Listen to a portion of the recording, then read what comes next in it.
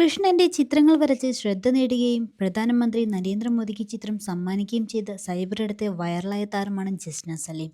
നേരത്തെ ഗുരുവായൂർ ക്ഷേത്ര നടപ്പുരയിൽ ഹൈക്കോടതി ഉത്തരവ് ലംഘിച്ച് വീഡിയോ എടുത്ത് പ്രചരിപ്പിച്ചെന്ന പരാതിയിൽ ജസ്ന സലീമിനെതിരെ പോലീസ് കേസെടുത്തിരുന്നു.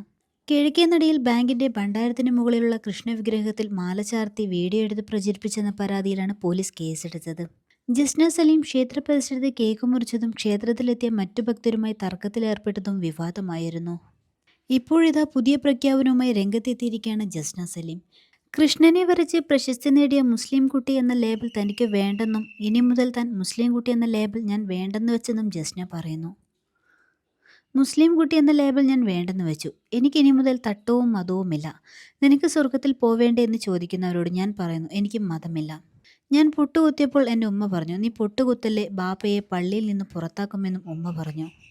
വര തുടങ്ങിയ സമയത്ത് വീട്ടിൽ നിന്നും കുറച്ച് എതിർപ്പുണ്ടായിരുന്നു. അന്ന് ഭർത്താവും പറഞ്ഞു വീട്ടുകാർക്ക് ഇഷ്ടമല്ലെങ്കിൽ വരയ്ക്കണ്ട എന്ന്. ആ സമയത്ത് വര നിർത്തിയേക്കാം എന്ന് കരുതിയതാണ്. അപ്പോൾ പ്രായമായ ഒരു ചേച്ചി, അവരുടെ കല്യാണമൊന്നും കഴിഞ്ഞിട്ടില്ല, ഒരു കൃഷ്ണനെ വേണമെന്നൊക്കെ പറഞ്ഞ് വിളിച്ചു. അന്ന് ഞാൻ അവരോട് പറഞ്ഞു ചേച്ചി ഞാൻ വരച്ച കണ്ണനെ വീട്ടിൽ വെച്ചാൽ ആഗ്രഹം സാധിക്കും എന്നതൊക്കെ ആളുകൾ വെറുതെ പറയുന്നതാണ് എന്ന്. അത് വെച്ചാൽ ആഗ്രഹമൊന്നും നടക്കുമെന്നൊന്നുമില്ല, ഞാനത് വിശ്വസിക്കുന്നുമില്ല.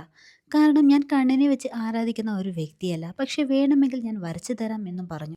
അങ്ങനെ അതുകൂടി കൊടുത്തിട്ട് നിർത്താമെന്ന് വെച്ച് വരച്ചു കൊടുത്തു.